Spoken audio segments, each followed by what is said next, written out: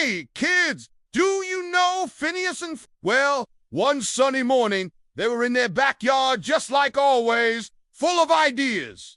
Phineas was looking through his magnifying glass. He turned to Ferb and said, "Did you know everything around us is made of something called matter?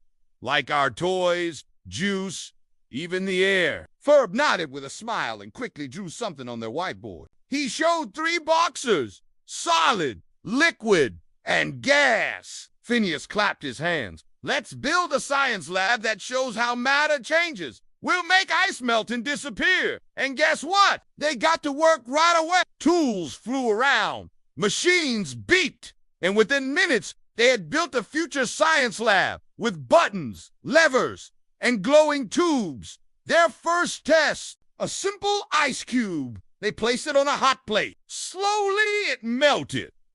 "That's solid, turning into liquid," Phineas said. Then they heated it more, and the water turned into steam. "Look, Ferb!" shouted Phineas. "Now it's gas!" But then they accidentally dropped their basketball into the machine. It turned into gas and disappeared.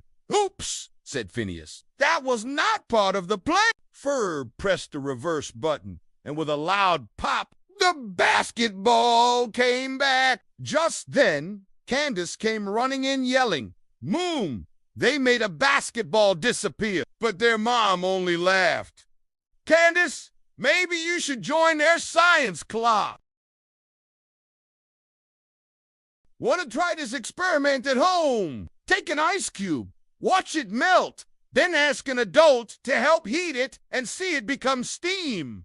That's science in action." And Ferb, he just smiled and wrote on the board, "Simple science equals real fun."